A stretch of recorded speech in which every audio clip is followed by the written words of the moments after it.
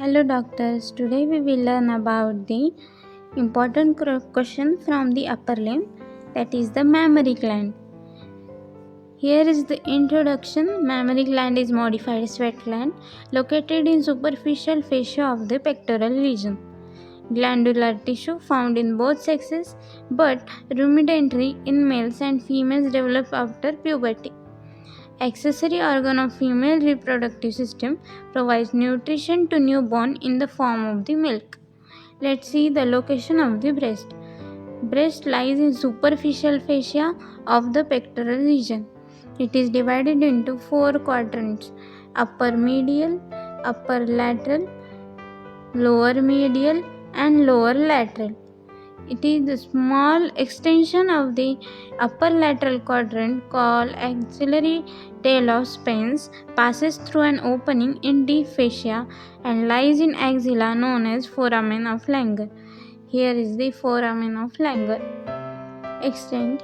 Vertically extend from 2nd to 6th rib, horizontally extend from lateral border of sternum to mid-axillary line.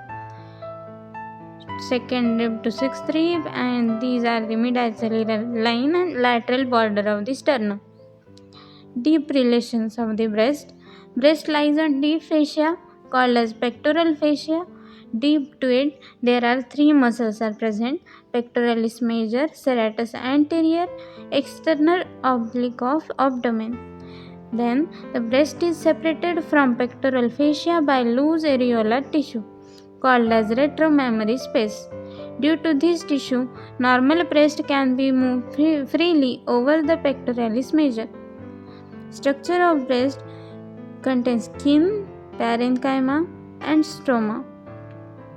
Here is the image. First we will discuss theory.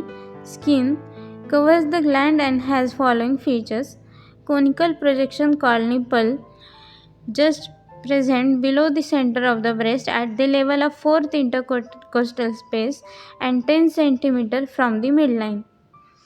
Nipple is pierced by 15 to 20 lactiferous ducts, contains circular and longitudinal smooth muscle fibers which can make nipple stiff or flattened.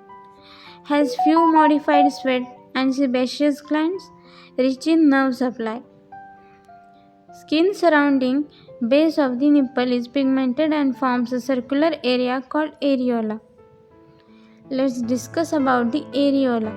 It is the modified sebaceous gland, and these glands become enlarged during pregnancy and lactation to form raised tubercles of Montego Metti. Oily secretions from these glands lubricate nipple and areola, prevent them from cracking during lactation. Some sweat glands and accessory mammary glands present. And third one is the skin of the area and nipple is devoid of hair and there is no fat adjacent to it. Below the areola and lactiferous sinus is present where stored milk is seen. Let's see the second part, parenchyma. It is compound tubulo-alveolar gland which secretes the milk. Gland consists of 15 to 20 lobes. Then it leads to each lobe is a cluster of alveoli and drained by lactiferous duct.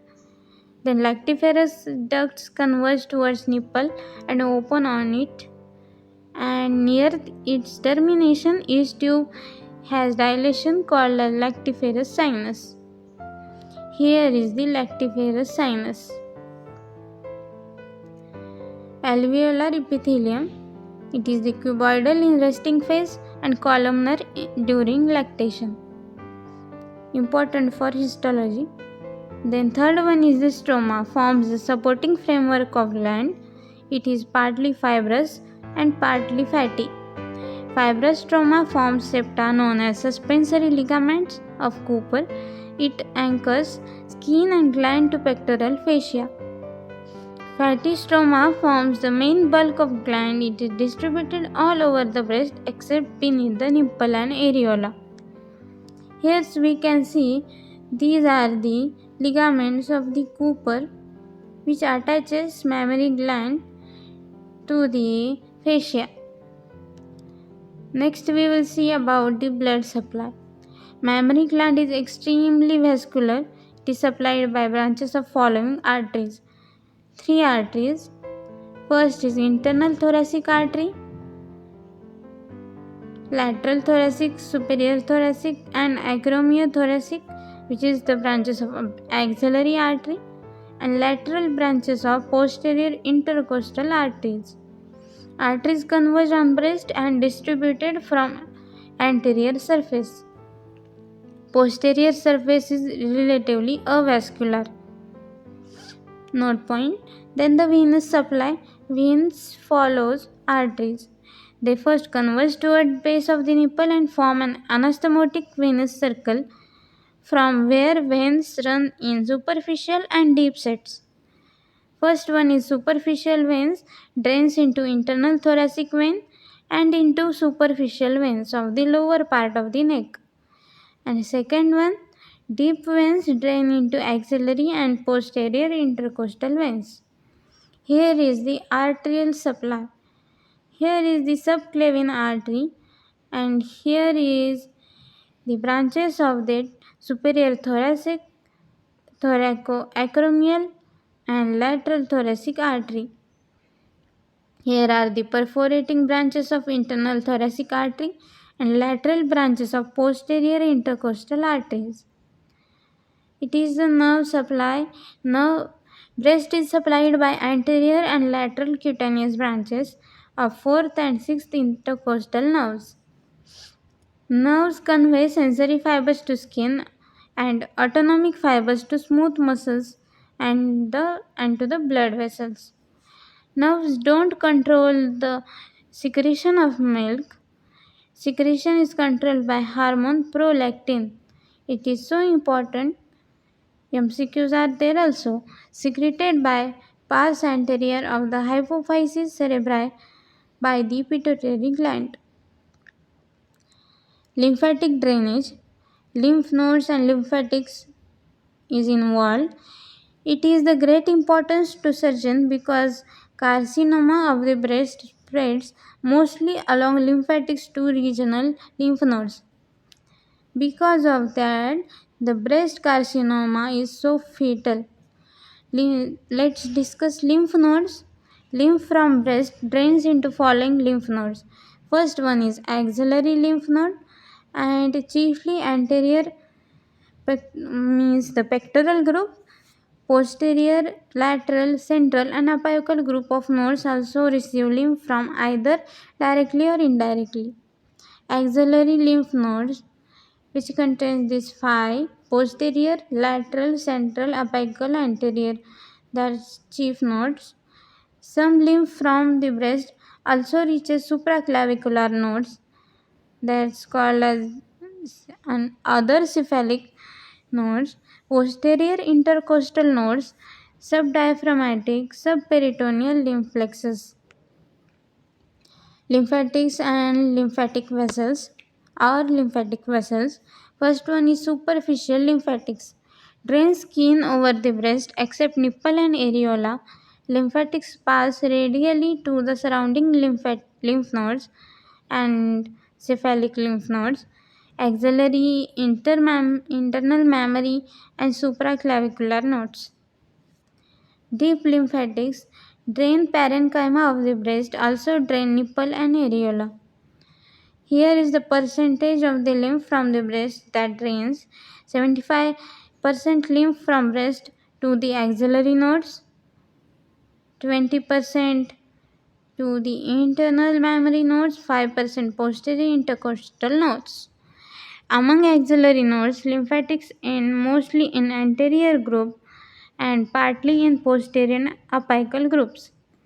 Here is the pathway. Lymph from anterior and posterior group passes to central and lateral groups, to the apical group and finally to supraclavicular nodes.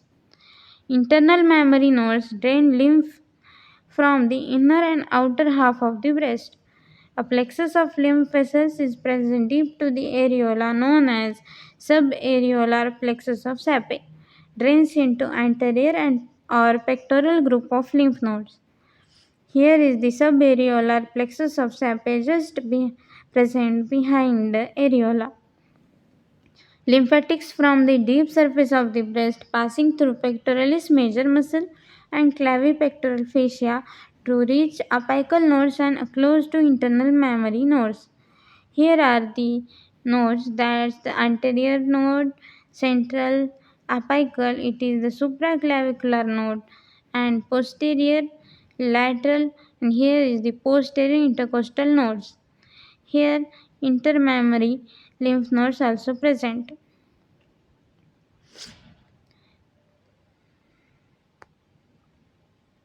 Development of breast, it is the embryology question, but we will discuss little bit. Breast is developed from ectodermal and thickening called mammary ridge or milk line or called as line of Schutz. This ridge extends from axilla to groin region. It appears during fourth week of intrauterine life, but in humans it disappears over the most of its extent, persisting only in pectoral region. Gland is ectodermal and stroma is mesodermal in origin. Persistent part of the mammary ridge is converted into mammary pit. Then we will discuss its developmental anomalies of the breast. Amastia means the absence of breast. Athelia means nipple is absent. Polymastia is supernumerary breast. Polythelia is supernumerary nipple. And gynecomastia means the development of the breast in male which occurs in Klinefelter syndrome. Here is the clinical anatomy of the breast. It's so important. Upper and outer quadrant of the breast is frequent sites for carcinoma, remember, and cancer cells can infiltrate suspensory ligaments. Then breast becomes fixed and contraction of the ligaments can cause retraction and puckering, that's the folding of the skin. Next, the filtration of the lactiferous ducts and their consequent fibrosis can cause retraction of the nipple. Next, the obstruction of superficial lymph vessels by the cancer cells, then they may produce edema of the skin and skin appears like the orange, that's called as Peau's orange appearance. Because of the communications of the superficial lymphatics of the breast across the midline, cancer can spread from one breast to another. And because of the communications of lymph vessels with those in abdomen, cancer of the breast may spread to liver and cancer cell may deep into pelvis producing secondaries there. It is so fatal because of the lymphatics communications. Apart from lymphatics, cancer may spread through segmental veins because veins draining the breast communicate with vertebral plexus of veins. Here is the second reason, and through these connections, cancer can spread to vertebrae and to the brain. Cancer of the mammary glands is the most common cancer in females in all ages. It is the more frequently seen in postmenopausal females due to lack of the estrogen hormone. Here we have seen all the breast anatomy. If you like it, share, like and subscribe and comment for next topic. Thank you.